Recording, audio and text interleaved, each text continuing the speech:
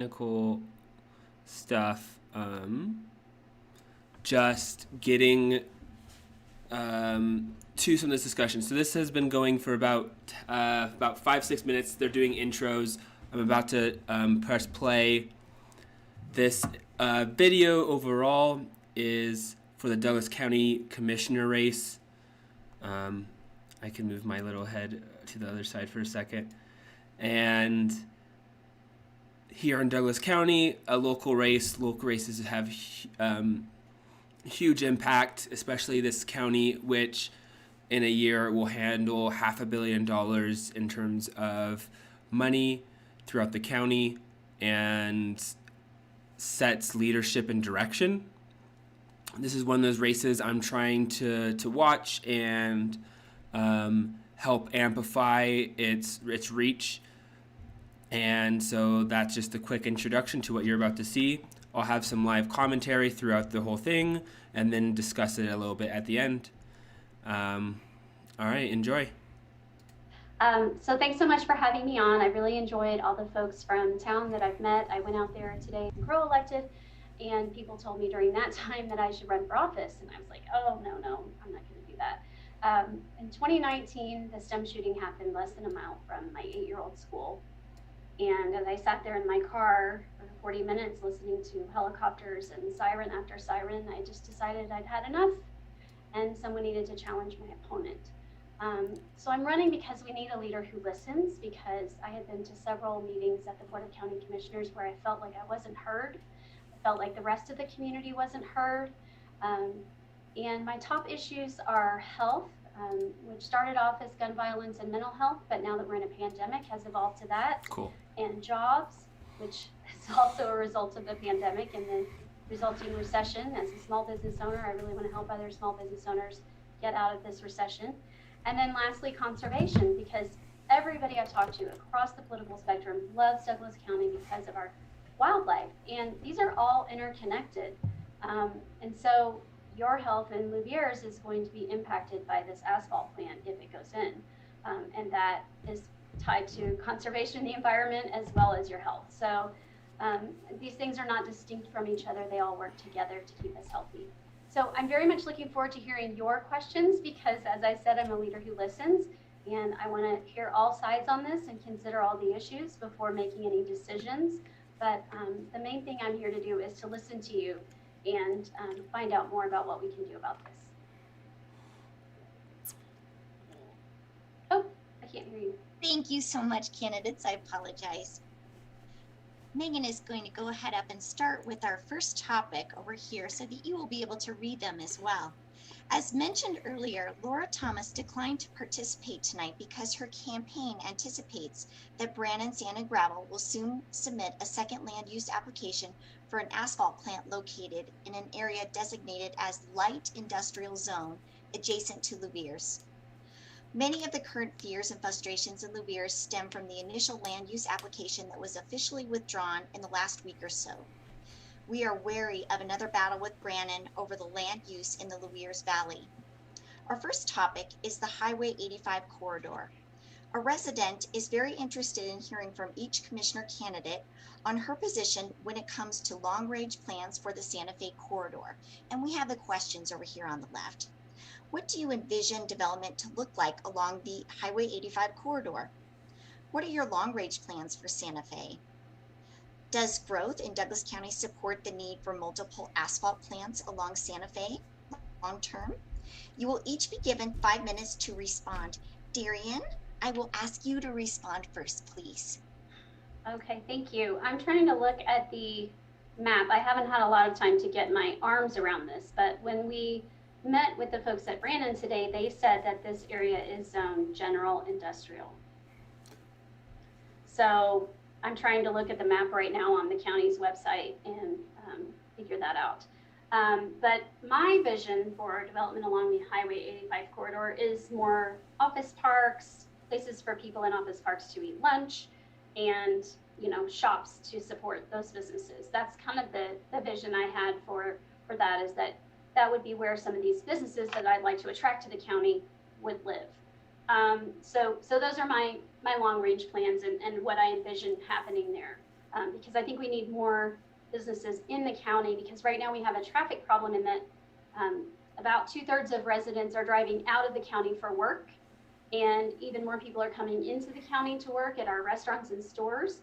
And so that's creating a traffic problem, and we could cut down on that by having more businesses in the county. So I would like to see more businesses in the county, and I think along the corridor is a good place for that. And so does it support the need for multiple asphalt plants? That's a question I can't really answer because I haven't looked into that aspect that much, but I do know that it does not seem to be in alignment with what else is going on in the area. There are houses across Santa Fe from it. There are going to be apparently another 500 houses very near there. There's Louvieres, there's Sterling Ranch that's going to grow pretty close to there. So it's pretty residential around there. And this is pretty heavy industrial. So to me, it's not in alignment with what else is going on in the area.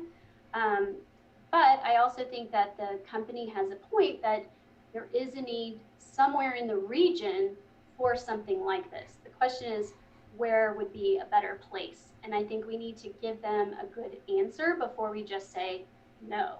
We need to see, what can we work out? How can we meet in the middle in some way? Where could it go if not there? And then what can that land be used for if not that? I think we need to answer those questions. And I've only known about this for a few days, and I haven't had a chance to talk to everyone about it and read up on it fully. But those are my thoughts initially. Solid. Great.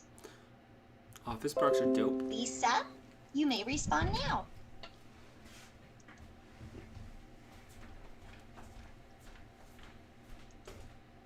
Sorry about that. To the question of what do I envision development to look like along Highway 85 So corridor. these two candidates aren't actually One of running the against things each other. that They're running I really with each other. appreciated and 'cause loved about Douglas County when we were There's looking to different move commissioner races. was that there is a character to the county. And so when I the think easiest way about to what describe that? development should look like along Highway 85, I would like for it to look more like the character of So I'll say the that other again because I businesses that are don't think on I was that speaking county, into the mic enough. along But that corridor. Lisa and what Darian you'll are not see running along the against each corridors, other. There are They're restaurants, and then there running are against these sort of Other two interesting candidates, and little, we'll see if they're actually here. companies that Um, really are more like the character and culture of what we expect when we see a Douglas County. And so from a long-range planning for Santa Fe, it would be incredibly cool to actually have, sort of small businesses, like to Darian's point, an office park that isn't sort of your standard big business office park, but an office park that has the character of the in keeping with the character of the county. It has small businesses that are bringing in folks from neighboring counties who are looking for these specialty items, right? So to, sort of take advantage of the artsy and, some of the interesting options that the county could bring. I'm a shoe designer.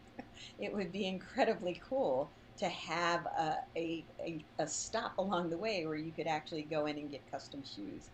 Those are all sort of in keeping with the character of the county. It would be similar, if not very, I guess you could say very similar to what you see in a Castle Rock, right? In terms of some of those areas where they've got these specialty businesses and opportunities. A lot of those companies have suffered during the pandemic, and this is an opportunity to really build out an entrepreneurial infrastructure to support a rebuild, to bring them back and to bring them back better.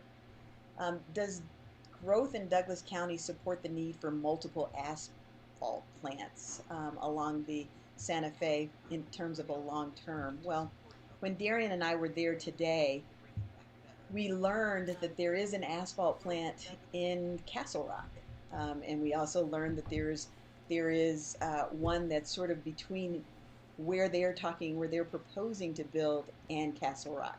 And so the question that we asked, I was really curious and wanting to understand, well, why wouldn't they find space along those lines or near those areas to put up the same? Because obviously those are areas that had been previously zoned for it, and they have addressed some of the concerns that we would address or we would have if they actually build here.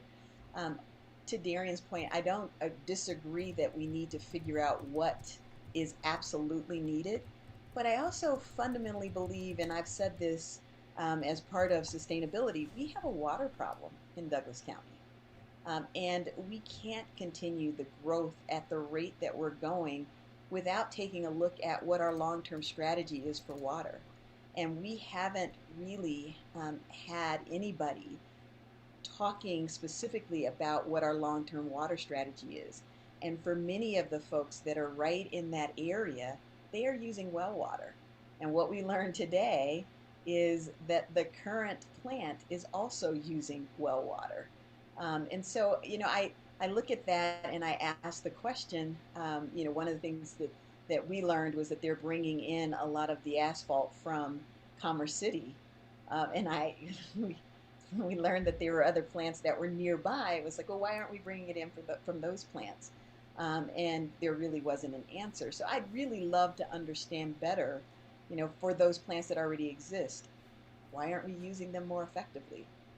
Isn't there an opportunity there from a business perspective to really look at how do we leverage what's already in place to support what we need going forward? And that would assume that our long-term strategy isn't overbuilding, but it is really building in concert with what is really available in the county, which means really building based on what what are the water opportunities that we have here that would support development. And we haven't really seen or heard enough information or details about that. So I'm always that person that's looking for, let's not just make a conscious decision of we're going to do this because it's an emotional decision. I want to make sure that we understand what are the facts. What's the data? We did ask about trends because there is data available from what's happening in Commerce City. There's likely a lot of data that's available from Castle Rock as well. I'd love to understand how that plays with what's expected and what was planned for that particular little corridor in the development of an asphalt. Thank you, Lisa. We also were, we had some people who were also concerned about our water, and so that's coming up. We're going to move on to our next topic, industrial zoning. Brannan Sand and Gravel is an existing business operator adjacent to the residential section of Louviers. Brannan also operates in Commerce City. Louviers received its light industrial designation in the 1980s. A lot has changed since then. As of now, only property owners and the commissioners are able to redesignate the zoning. Our questions are as follows. What are your thoughts on the current zoning designation near Louviers? In terms of zoning, will you work to prevent Louviers from becoming a heavy industrial area like Commerce City? Is there room in the county for rezoning given current and future developments countywide? And you will each be given 5 minutes. And Lisa, you may start this time. So my thoughts on the current zoning designations near Louviers, I literally just learned about this a couple of months ago and hadn't really looked into the zoning. We did have an opportunity to tour the area today, and I think that was incredibly useful, and I appreciate the opportunity to do so. It's such a quaint town. It's hard to imagine a lot of heavy industrial zoning around that town, primarily because of the nature, again, of the character and culture of the little town. And it's one of the few historic areas in that area. And I would just love to, again, ensure that we, in keeping with the current culture and how it currently looks, when people purchase their homes, and I'm talking about those folks who are more recent purchasers of homes, right? There are people who purchased their homes like way back in the 1800s, those and their families have retained them. But for people who are new purchasers of homes in that area, maybe they purchased them in the last 3 to 5 years, they didn't purchase them with an expectation that they were going to have heavy industrial areas in their residential, near their residential area like Commerce City. I would love to prevent that from happening, primarily because that will not just impact Louviers, it will impact Douglas County as a whole. And we owe it to the county to actually make sure that we're doing the right thing for the health and safety and welfare of our residents. Is there room for county, for rezoning given the current future development? You would hope so. I think that all of that depends on what we're talking about in terms of that future development. Are we talking about, sort of the small businesses that are focused on more light industrial efforts like shoemaking, like jewelry making, like those kinds of things? Or are we talking about asphalt plants? If we're talking about asphalt plants, it would be difficult at best to see that as a great thing for our county. Thank you. Darian, would you like to answer? Sure. I don't have a lot to add to what Lisa said, but I put in the chat a screenshot and a link to where I got the screenshot from the county's website. It is zoned general industrial. And looking at there's a larger section, probably the old DuPont area, that is zoned general industrial. And the thing that concerns me as I look at it is Plum Creek goes right through it. And as a resident of Highlands Ranch, and as I would be the representative for District 3, that is Highlands Ranch and the area directly south of it, that's really concerning. Plum Creek is part of our water supply. So that impacts everybody downstream from there. And so what goes into Plum Creek doesn't stay in Plum Creek. It goes elsewhere. And it's not just a local concern, it's a concern for everyone in the area. So I'm not sure when this zoning happened. Like Lisa said, we just learned about this. I thought it was light industrial until we spoke to the person from Brandon today, and he said, oh no, it's general. And there isn't another place in Douglas County that's this big that's general industrial.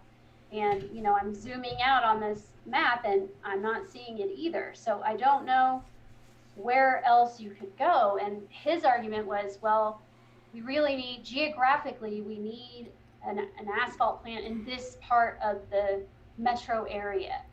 And I get that, but having been there, it seems to me like I know Louviers is a historic district, that's an issue.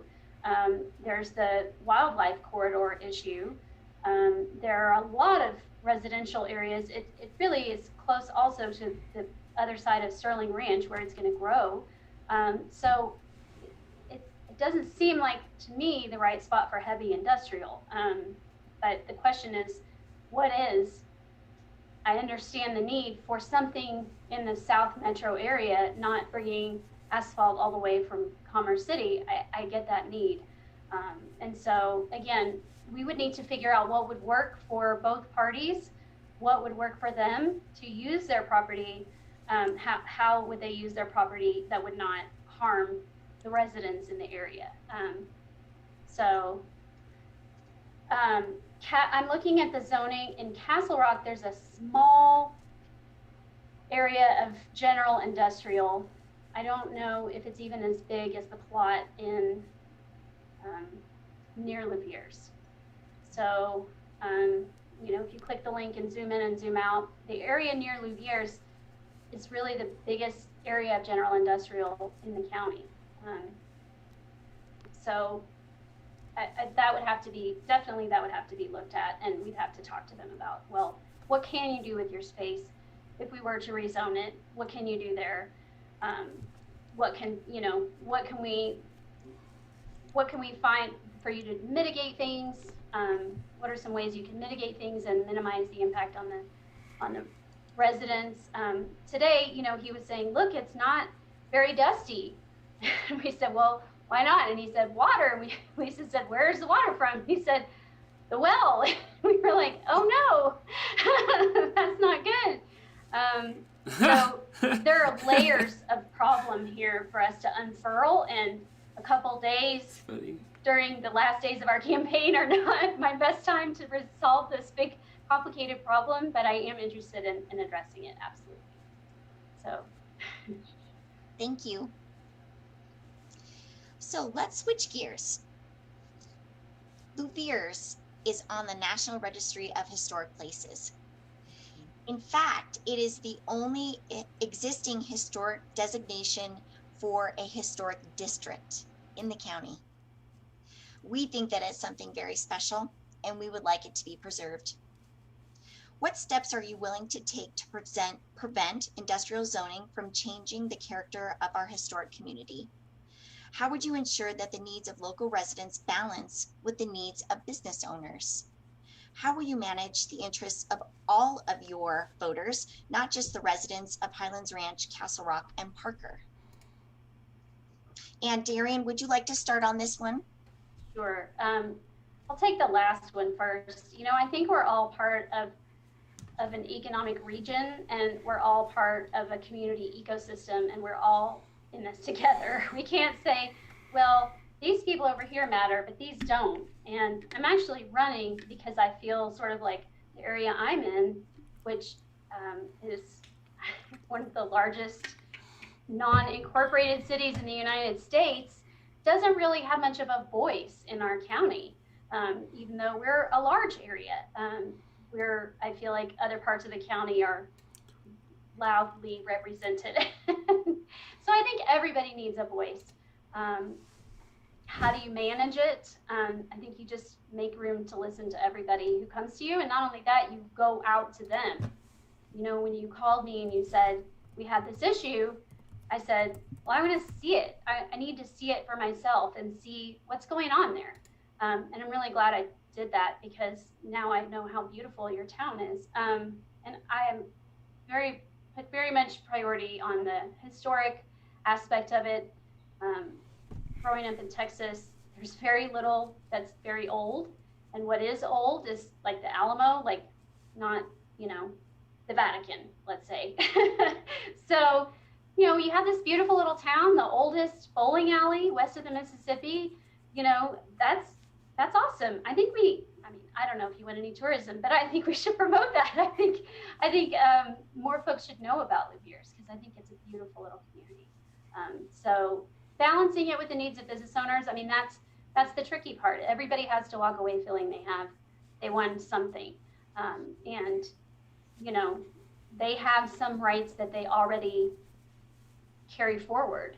And so how do you ensure that they, for one thing, follow the existing zoning? I still don't have a good answer to my question of, everything was fine, someone sold the plant, now everything's not fine, but nothing has changed. There's no new permitting.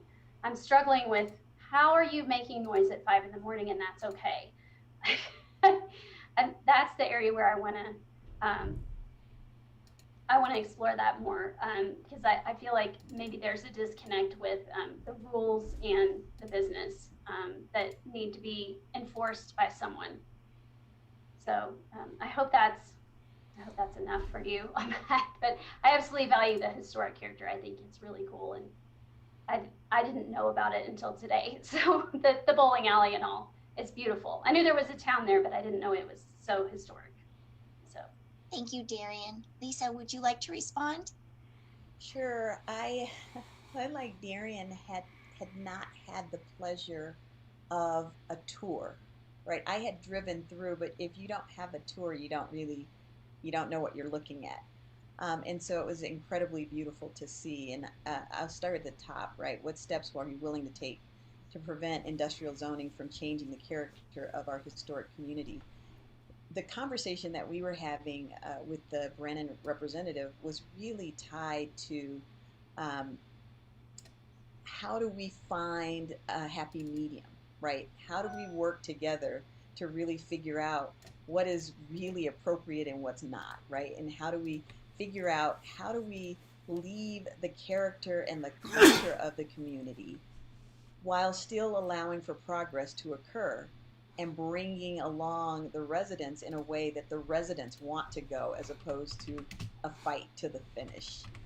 And when we were talking about that, one of the things that, so I have a habit of asking lots of questions, and I could sense the agitation that was welling up because I kept asking questions. And I said, look, this isn't me trying to put you in a situation where you're feeling like we are telling you that you're a bad person. It really is about what is it that you're willing to negotiate? What is it that you're willing to talk about that says, yes, we want to do X, but it needs to look like Y? And are you willing to figure out how do we do it in a way that preserves not just the character of the county or the actual area, but Yeah. also ensures that the health and wellness of the residents aren't impacted any more than where we currently stand. How would I ensure the needs of the local residents are balanced with the needs of business owners? One of the keys, business owners need residents I am to on an online purchase thing. from them. Okay. And if, one of the questions that we asked Okay. while we were there was how many people are actually employed that live in that area, that specific area. And, how, in my opinion, it's like how much business really is happening right there in that area versus, sort of bringing people to it. I would love to see an area of Douglas County that looks and feels like Louviers, to have sort of those eccentric businesses, right? To be a town, and I don't know how you guys feel about having folks come there for touristing, but it is historic and it's just fascinating. But I would love to have meetings where we talk about it as opposed to making assumptions about what's good. I don't believe in paternalism. I believe in having a discussion, right? I don't believe that I'm a decider. I believe that I'm a representative and that my job is to understand the needs of the folks that I am representing and to be able to act on their behalf. And that includes both businesses and residents. And my hope is that when you have an opportunity to bring them both together, they can have a real conversation. And that conversation is not at all adversarial, but it is really a dialogue. And that gets me to the very last one, which is, representing all of the constituents. I represent District 2. As a county commissioner, I would be representing District 2, which is the most rural parts of the county. And I was asked during one of a tailgate event that I was attending, how could I, with the Parker address, represent the rural county, the rural parts of the county? And I said, well, I have a Parker address, but I live in unincorporated Parker, and I know what it's like to feel neglected and ignored and not really paid attention to. And I am here, right? I am meeting with you, and not just because of the election. I am meeting with you because I am interested. I'm a lifelong learner. I am interested in learning more about the county that I live in, and I want to be able to help it. And so, from my perspective, given my history and my experience, I've worked with teams that were geographically dispersed throughout a state, throughout multiple states, and internationally. So I know how to bring people together, and I also know literally how to show up where they are. So from my perspective, the way that you manage the interests of all the constituents is that you spend time talking to them. Thank you so much. I would just add where they are. Where they are, absolutely. You have to go to them. We have two more topics we would love for you to address. Water is a big issue in Louviers. We have our own water district that is currently in peril. Is it possible to meet the water needs of current residents, and how will you balance that with the needs of future residents? What is the proper balance between industry and nature in Douglas County? How do we properly balance a commitment to public health and the environment with the desire to grow as a county? Would you consider a sustainable growth model, and what would that look like to you in Douglas County? And Lisa, I think we'll start with you this time. Wow. So I grew up in Colorado, so I know that Colorado generally has a water problem. And the further away from water sources you get, the greater the water problem exists. And Douglas County is one of those counties that is far enough away from a water source that we know that we've got a real problem. The core issue that we have, though, is that we've not paid attention to it as much as we should.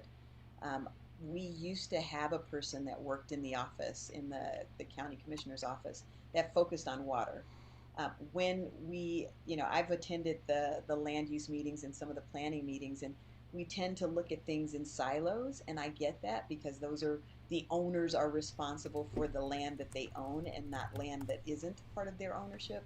But I think that we owe it to our county residents as a whole to ensure that we're looking at resources like water, these critical resources, that we're looking at it holistically, and that we're doing that calculus every time we bring forward a new adder, right, a new development, a new plot, that we are doing the calculation to ensure that by adding this, we still have enough water to support the residents that are there and the residents that ultimately would be coming, but that it's not just for the moment, that it's into perpetuity. And I think that that's where we fall a little shy.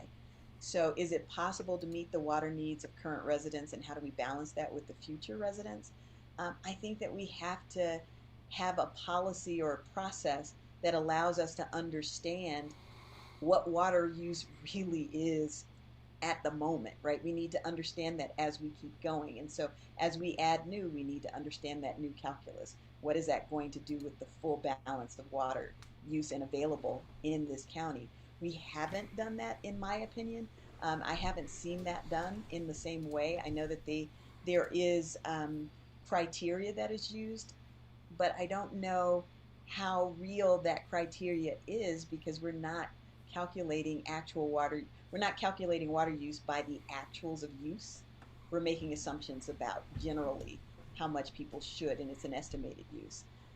What's the proper balance between industry and nature? Um, that's a really interesting question, because it depends on how you build out industry, right? If you can figure out ways to create sort of a sustainable model around how you define and build new industry, you can do that in the context of how nature actually works, and use sort of the model of nature and the resources that are associated with what is needed for that particular industry. You can build a model that allows you to use it in the same way that um, you would anticipate nature naturally progressing. But that is expensive, right? And that takes time. That's like asking for home user or home use to be really that top tier of the water table, and forcing industry, when they need to use water that doesn't need to be potable, that they could actually go down to the core. They could go down way further into the water table to pull out water. That starts to use sort of resources where they're best useful. How do we properly balance a commitment to public health and environment um, with the desire to grow in the county? I think that all of this is tied to making sure that we understand the implications of what growth is doing to the county, right? In much the same way that we are seeing the wildlife corridors, all of those corridors that they travel generally being impacted, and they're being moved closer and closer to homes. We need to think about that and look at that differently, and really ensure that as we're building, we're thinking about that again, sustainable balance between how we're building our open space to ensure that there's enough open space for the wildlife that we have here in the county that we really want to maintain. Um, and would I consider a sustainable growth model, and what would that look like? I my platform is about a sustainable growth model, and what that really looks like to me is having the experts at the table that understand the modeling that's required, and being able to constantly do the math on that model. So as you're growing, that you're not doing it sort of in these silos, but that you're doing your model that is countywide. So you've got numbers that you're pulling from all the different areas in the county, so that you understand how resources are going to be used. You understand what the implication are of decisions that you make around one plot or one land use versus another land use, what that impact is going to be on wildlife, for example, or what that impact might be on even open space. But it's looking at all of the variables associated with the county and what it means to run the county effectively. So, I think if you asked me that with a pen and paper and we had to actually do sort of the math, we could have a really interesting conversation about it. But really trying to describe it, the only thing that I can share with you is that you have to look at all of the variables and the resources that would be used in that model to ensure that as you're building, you're looking at each of those constantly and not just in the moment, not looking at it from a silo perspective. Thank you. Thank you, Lisa. Darian, would you like to respond? Sure. Is it possible to meet the water needs of current residents, and how will you balance that with the needs of future residents? Well, currently, Highlands Ranch gets 90% of its water from renewable water sources. So snow melt, rain, and so on. So 10% comes from groundwater, which is not renewable. It's millions of years old, way underground. I think a lot of people in Highlands Ranch don't know that. So I think we need a PR campaign about water in Douglas County. I moved here from Austin. In Austin, Texas had a big drought in the 1950s, and they actually are better at water conservation than Colorado, which is surprising. But they learned their lessons from this terrible drought.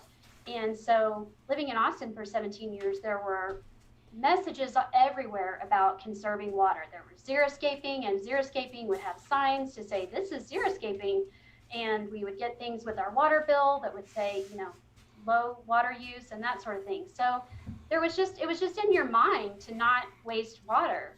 And I moved here where it's much drier and we have this Kentucky bluegrass everywhere. And I was kind of surprised. The culture seemed to be that water was not an issue. So what I've learned in meeting with a number of water experts since I've been running, since June of 2019, is that most of our water use that's really problematic is outdoor water use. And I'm actually pleasantly surprised by some of the really great work they're doing in Castle Rock. And I say pleasantly surprised because compared to Highlands Ranch, it's actually more noticeable. The houses there have signs that say, this yard is xeriscaped, just like I was talking about. And again, just calling your attention to that. But if we could stop with the watering outside or cut it way back, and I'm a gardener, I love my flowers, but I plant drought tolerant flowers and native plants. So there are a lot of things you can do, a lot of education you can do to save a lot of water. And so we need to be doing more of that than we're doing right now. And a lot of it is just cultural, like I said, just this topics of conversation. We need to be doing better and talking about it. So that's one way. And there are many other ways to save water and to preserve water, but they're all more expensive than just using less on your landscaping. So we need to be encouraging and giving incentives for folks to use less water on their landscaping. The proper balance between industry and nature, that's not a really objective question. So it's a little hard to answer, but like I said, people live here because they like the wildlife. And so if you're hurting the wildlife and making them go elsewhere, then you're out of balance. So I'm pretty pleased with the amount of open space we have in Highlands Ranch and the focus on trails and open space we have here. It seems like a pretty great balance in my mind. And so any more dense development than that, I think you would lose a lot of that character that is the reason we like to live here so much. So how do we properly balance a commitment to public health and the environment with a desire to grow as a county? I think, again, whatever the ratios are in the areas that are working, that seem to have enough open space, you just maintain those ratios going forward. But in terms of public health, staying in Tri-County Health is my recommendation. That's an important step for public health here, because building our own health department is going to cost a lot more money and probably give us pretty significantly worse outcomes, because we won't be able to attract the same level of experts for a freestanding health department that we are able to when we share resources with Adams and Arapahoe counties. What do I consider a sustainable? Would I consider a sustainable growth model? Yes. What that would look to me is, like Lisa said, having the experts at the table who know about all the aspects of sustainability, not just water, but other aspects as well. And I think we need to bring back some of the community boards. Like, we have a Douglas County Rural Water Authority, but at one point they had some funding and had kind of an official connection to the county, and that's gone away.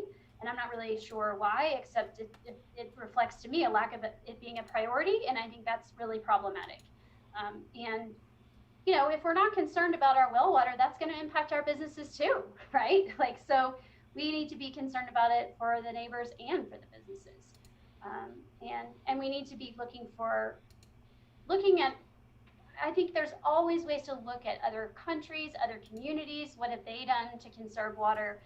There are lots of great ideas out there, and there are some water-wise groups that municipal organizations, municipal individuals can be part of, and I don't see a lot of that at our county level, and I'd like to see more of that.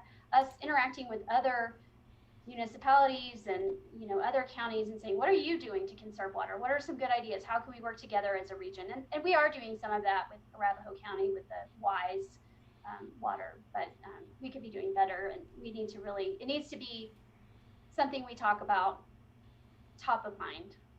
So That brings us to our last topic. The health of Plum Creek is critical to the water supply for the entire metro area. Some property owners lease their industrial land to third parties that don't respect Douglas County zoning regulations. There are large migrations of elk and other wildlife through the Castle Pines, Sedalia, Louviers, Roxborough corridor, the same corridor as the industrial zone. Lots of large corporations stand to gain from doing business in Douglas County. Sometimes this is a win-win, but often it comes at the expense of the health and the well-being of Douglas County's citizens. So our questions are, how will you ensure the industry isn't given a free pass to pollute or behave negligently in the proximity of Plum Creek? How should the county ensure that quick and meaningful action is taken to stop violations of the zoning's regulations? How will you ensure that wildlife isn't harmed by commercial and industrial activities in and around the wildlife corridor? And you will each be given 5 minutes to respond. Darian, you may start. Okay, I don't know what has happened already, but definitely they need to be dealt with swiftly and seriously when they're doing something like this. I think that the Colorado Department of Public Health and Environment is the agency that is able to act in this case and say you're impacting the health of the residents of, as you said, this whole region, and you know, you've lost your permit or whatever, you need to stop operations until you can mitigate what you're doing. You know, obviously people need to give maybe a warning or two depending on how severe it is. If it's just noise or something or dust, then, you know, just a warning. And then if they don't comply, then something more serious. But yeah, they definitely need swift and meaningful action when they're not being a good neighbor. Especially if they want to continue being a neighbor, they need to act like a good neighbor. And ensuring that wildlife isn't harmed.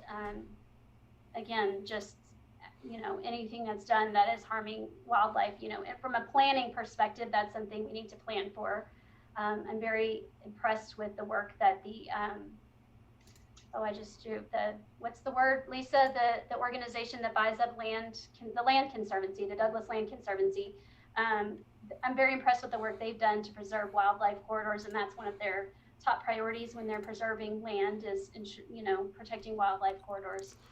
And so working as a partner as a county with organizations like the Land Conservancy is important as well. And working with, you know, Colorado Parks and Wildlife to ensure that, you know, we're protecting our wildlife is a top priority of mine. It's something that, having always lived in either a city or a suburb or even a small town, we didn't have that much wildlife. Lisa heard me just the other day, look, deer. I still get excited when I see them. So it's something we really love about living here, and want to do everything we can to protect that. It's really what makes living in Douglas County special, is the feeling that we can be so close to wildlife and also have the convenience of living, you know, in an area that has a Target.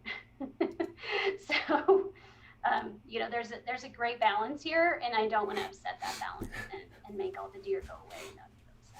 That'd be upset. Thank you. Lisa, would you like to respond? Sure. With respect to industry getting a free pass, you know, I've worked for Fortune 50 companies most, if not all, of my career, and the companies that I've worked for has made being a good neighbor an important part of their business culture. In fact, the last company that I worked for outside of Colorado was Intel, and because it had a large fab, there were chemical disposal processes that they had to be concerned about, and they also had sort of an energy use issue that they had to be concerned about. And they were first to market, so to speak, in coming up with innovative solutions around how to do this. And I think that industry that wants to operate out of Douglas County, because of the nature of where we are and what we represent, ought to be as conscientious and as willing to be concerned about these kinds of issues as well, and to have innovative solutions and to help us understand what they're going to do to ensure that they aren't adding more problems to the county as opposed to, adding value to the county. And I believe that the way that you do a lot of that is you ensure that there's a certain percentage of the workforce that comes from the surrounding area, right? So if you've got workers that live in the area, they're going to want to take care of the area as well, right? They're going to want to ensure that the pollution that would potentially negatively impact where they live is taken care of very differently, and ensure that they live in a place and work in a place that is concerned and caring about that. How should the county ensure quick and meaningful action is taken to stop such violations?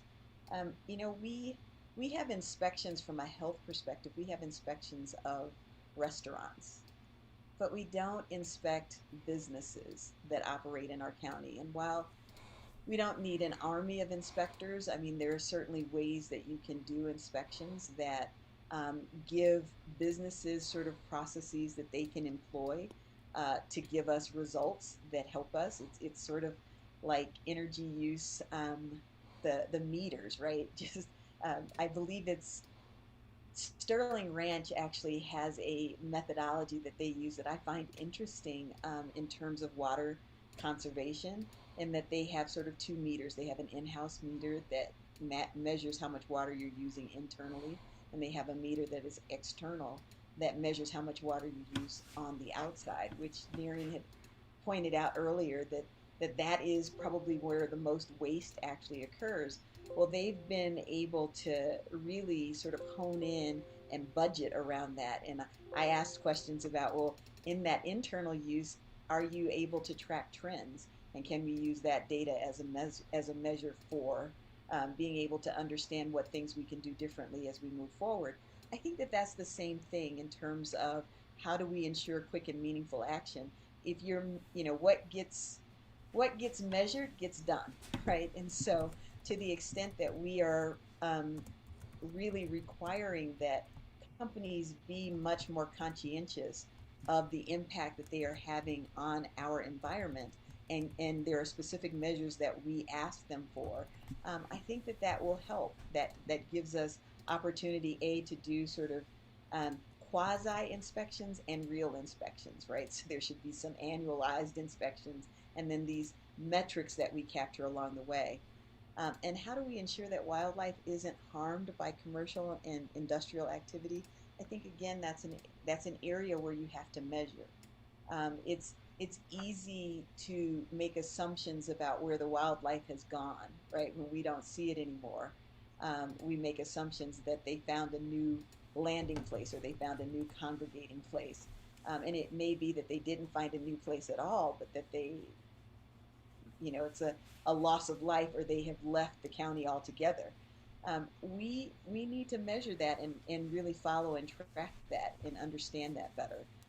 Because if it's important to us, then it should be important enough to put plans and strategies in place to ensure that the right thing happens.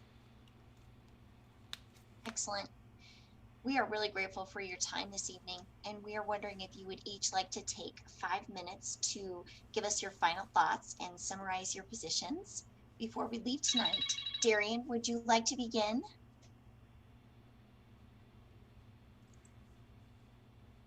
Sorry, I was muted. Sorry.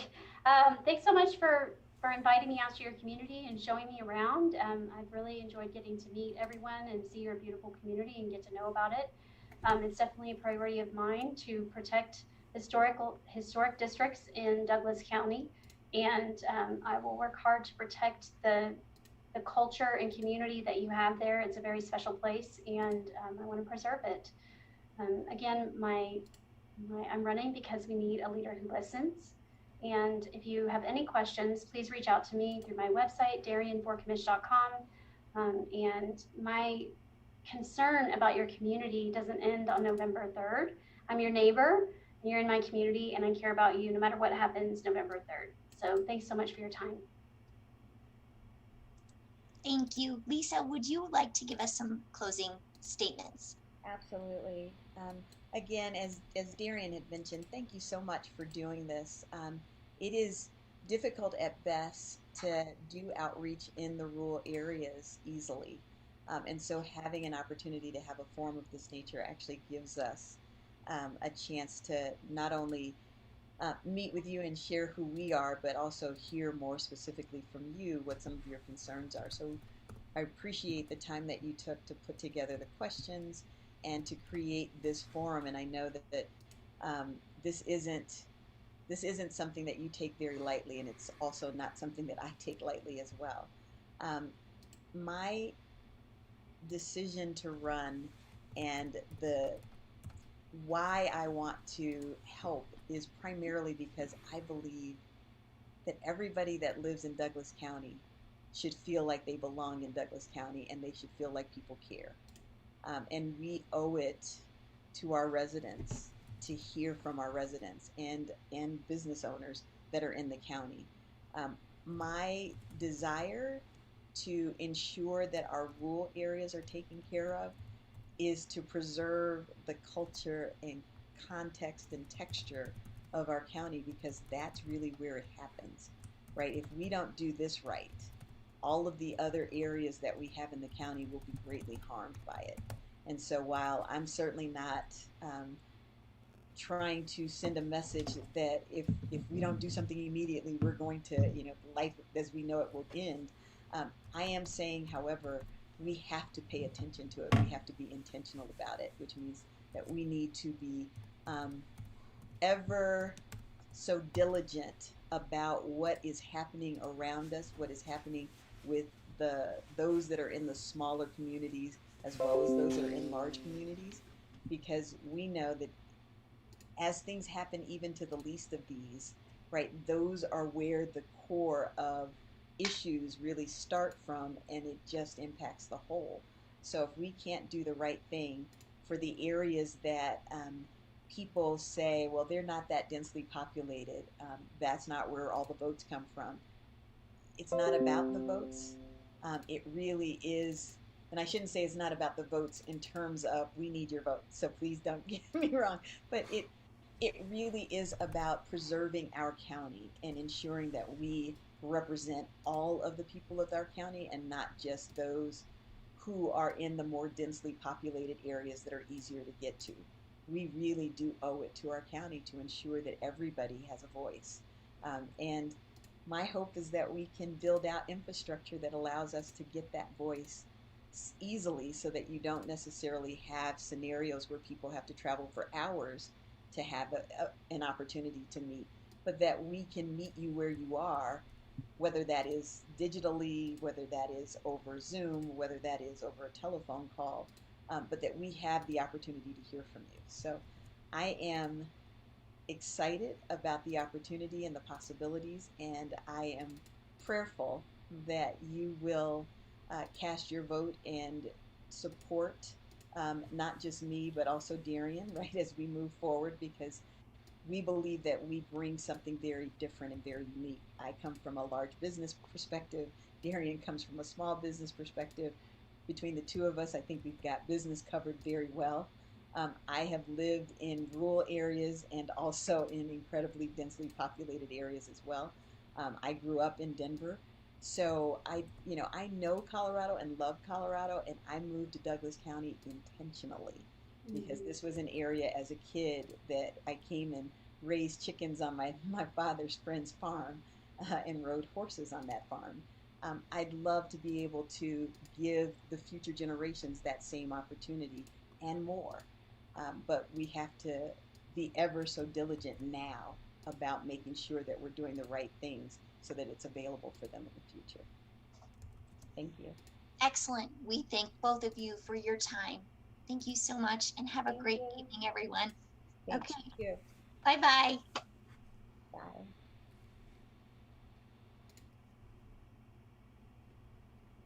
Okay, doke. Hold on a second. I can show what I've been making during that talk. Hold on. So that goes there.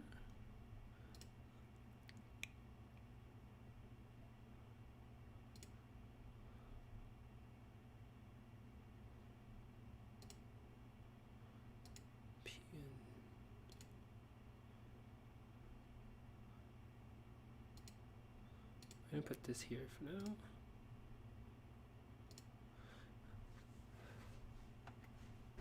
And then insert image. Yo, ready for this?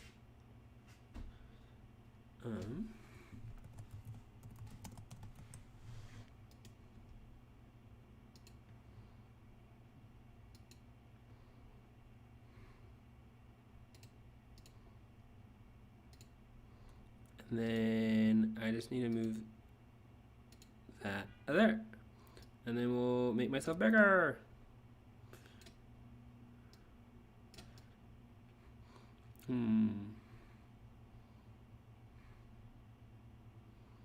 Don't want to completely cover up those mountains. We'll do it for the moment. And then next time you see this, it'll be a better overlay. Okay.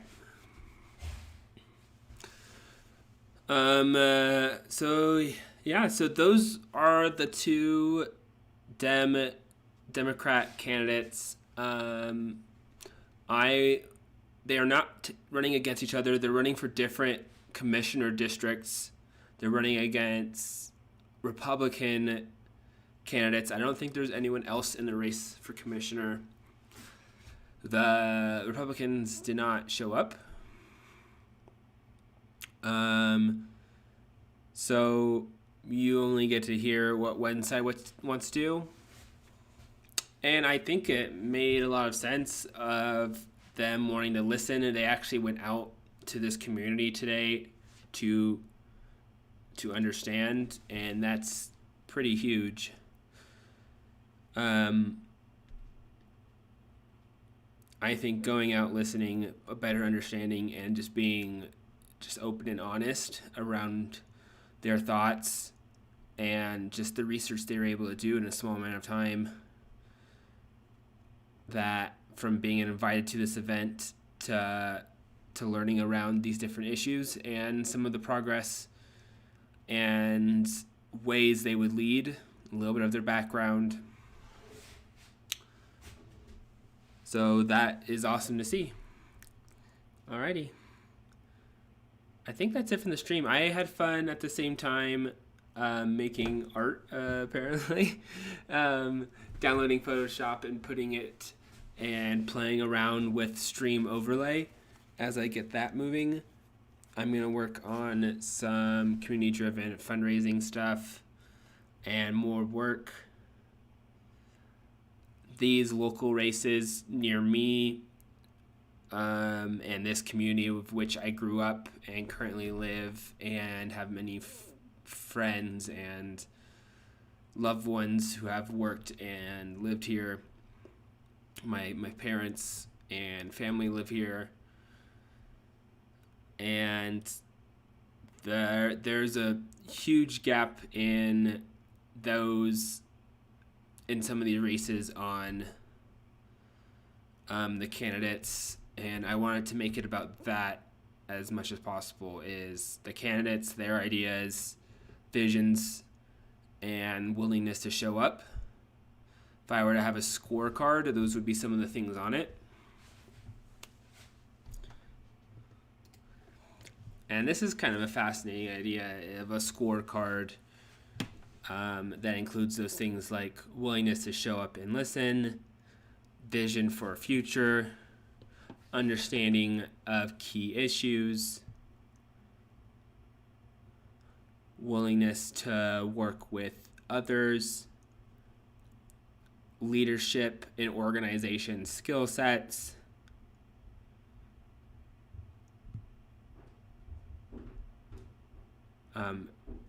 those are key ones for commissioner. Okay, I have some other things to get to tonight. I hope that was interesting. I plan to do more streaming and whatnot. This one was kind of rushed from me seeing the event and the day and week I've been having, but more coming soon, and